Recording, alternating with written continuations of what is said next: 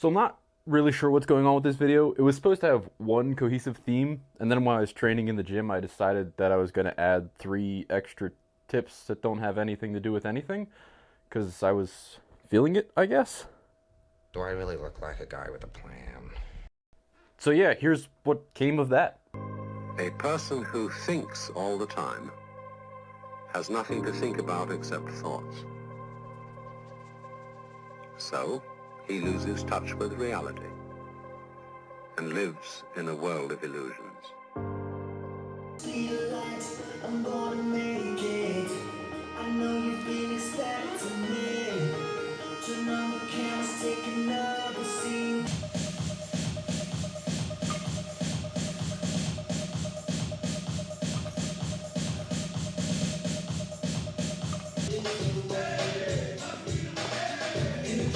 The main point I wanted to get across with this video is that strength training is simple. Now, just because something is simple doesn't necessarily mean it's easy, but just focusing on that base level, the overall fundamentals that go into making strength progress happen, or basically any fitness goal happen, are just downright basic. Unfortunately, the category I see a lot of people fall into is worrying about these super tiny details of training. Oh, did I take that protein shake at the exact right time?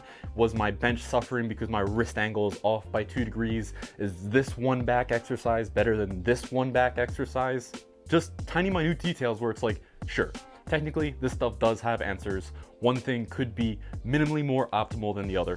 Sure, but as a coach, you don't see someone failing at their goals, feeling like they're plateaued in training because one tiny minute detail in the grand scheme of their programming was off. I don't know how to break this to you. You've been taking your protein shakes 21 minutes after your workouts instead of 20 minutes after your workouts, so basically every workout you've done for the past 5 years, useless. Fucking knew it. I'm better than this too.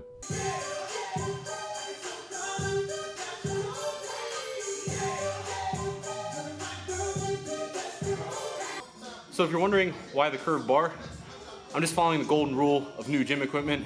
If you get something new and shiny in the gym, you gotta train with it at least once. Otherwise, I'd normally doing an SSB on this day, and it's close enough to an SSB. It's not quite the same. It's not as much forward pitch. The reason you'd use a curved bar in actuality, or at least the reason I'd use a curved bar, is for anyone with shoulder pain. So you can grab a little bit lower down on the bar because it is curving downwards, and that'll take some pressure off a person's shoulder if they do experience shoulder pain in that rack position. Other reason is, yes, it can kind of pitch the weight forward, but as long as you're smooth and controlled, that's really a non-issue. And the more you use a bar like that, you get better at it, so it just starts feeling like a normal barbell. So really, it's good for shoulder issues. There's some creative stuff you can do with it pressing wise, but other than that, people just use it for shoulder on squats.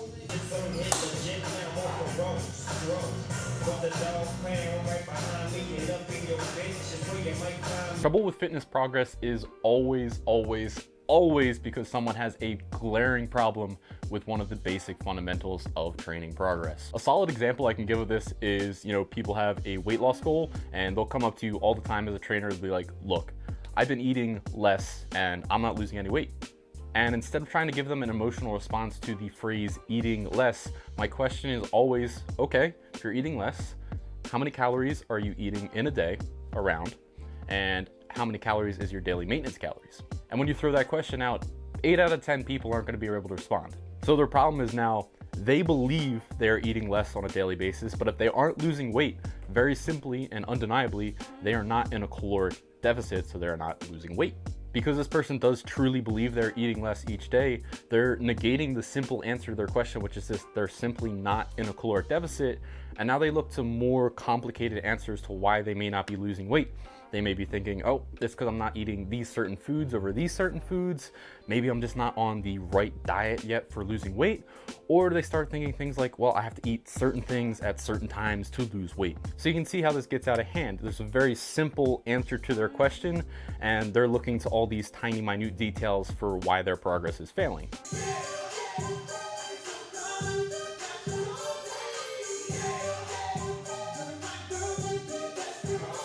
So a common question you'll see is, how the hell do I get my strict press up? First off, it is a frustrating lift to progress, It's definitely a little bit slower than the rest of the big lifts, and adding 5 pounds to a strict press is different than adding 5 pounds to your squat, deadlift, and even your bench press. That being said, 2 things will definitely help you out. First is I've always noticed my best progress when I either prioritize my strict press or my bench press. If you kind of try and progress both at the same time, you kind of half-ass both at the same time. So if your goal is truly, I really want that big overhead press, I would prioritize the strict press over your bench press. If your goal is, I really want that big bench press, I'd prioritize your bench press over the strict press.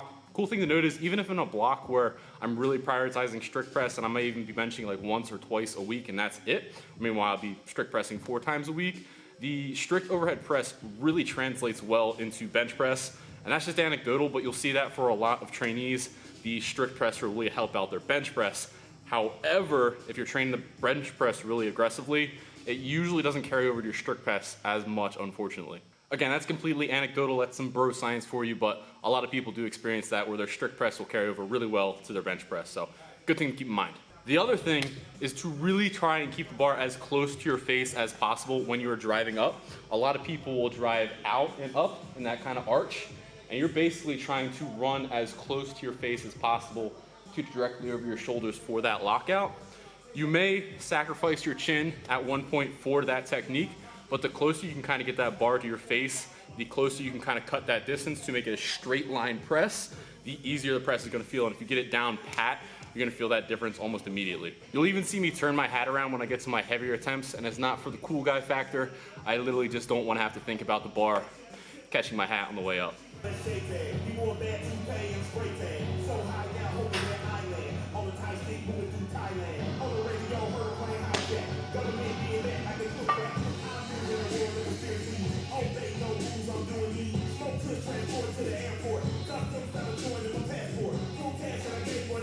Lack of progress is always seen in 2 major areas. It's either you aren't following the basic fundamentals that lead to whatever goal you have, or you are kind of sort of following those basic fundamentals, but you aren't following them consistently enough, i.e. on a daily basis. And I know us as fitness YouTubers are part of the problem, making things seem more complicated than they are, but fitness goals really are that simple. It's basic fundamentals followed consistently over a long period of time, and you get progress. There's no other secret answers, despite what flashy titles and thumbnails you'll see on the internet.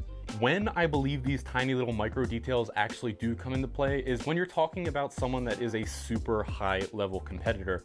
You're talking about someone who's competing for, national titles in sporting events, regional titles in sporting events, or, even international events, stuff like that. For the general public, it is my belief that if you don't find yourself almost falling into that, pro level, almost pro level athlete category, all these small little details are just an annoyance to what should be a rather fun hobby, which is fitness. And it just comes down to a basic cost-reward analysis. Even if you are diligently following all these tiny little micro details, the amount of extra progress you'll see compared to someone just diligently following the basic fundamentals is so small, and the amount of time you're going to have to put into things to get that, small little benefit is just not worth it in my opinion. I enjoy this passion enough that I have made it my job, and even for me, I don't find these nitpicky details important enough for me to, stress myself out about it on a daily basis to add them into my routine. If I woke up one morning and I'm like, I want to be the national lightweight strongman champion, that's when it's like, okay, I have to focus in on these details. But otherwise, I love fitness, but I do not believe that it is something that should just consume the entirety of your life. It is something that should be supplementing every other area and making every other area of your life better, but it should not be the only thing you do. Focus in on nailing all of those fundamentals of fitness on a daily basis, and don't worry about all the extra little nitpicky details that people will tell you matter, and you will be way on your way to better fitness progress than basically everyone else, and you'll be doing it with less stress in your life.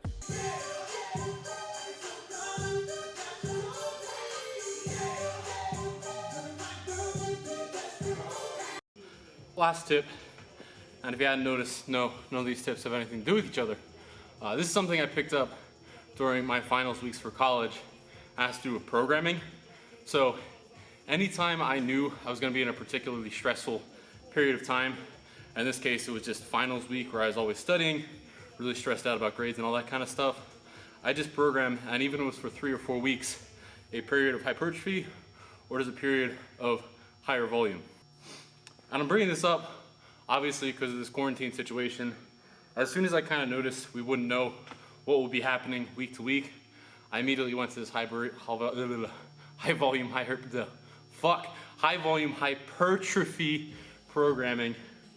And the reason being is when you're that higher volume, you don't have to worry about super high weights or super high intensity.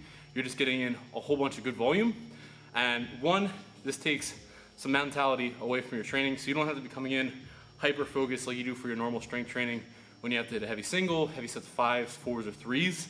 It takes some of that stress away of having to be 100% there for your training. Hypertrophy training is just a lot more fun. Intensity's down. If you're not 100% there, so say you're in this stressful situation that we have with quarantine, which I do not believe is 100% the best for mental health right now, or you're going into a new job situation, move to a new area, finals weeks, testing, studying, school, whatever it is, you can kind of show up for your workout and not have to be just 100% in the workout. Oh shit, I have to hit a single at 9 today. You can just show up and work out. And the beauty of it is that hypertrophy workouts, they're a lot of fun. They relieve stress. Just putting in a lot of work in a single workout is great for stress relief. And again, if you're not 100% there, the training is still gonna go really well. You can kind of rely on muscling out reps when you're doing sets of 10. You can't so much just muscle out a heavy single or a heavy set of 5.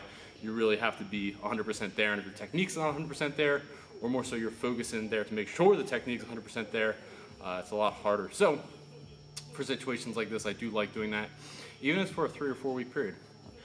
I know some of you are sitting there like, I don't even have a fucking equipment, Matt, just shut up. So yeah, I will shut up. For those of you that do have equipment, hopefully you are appreciating it.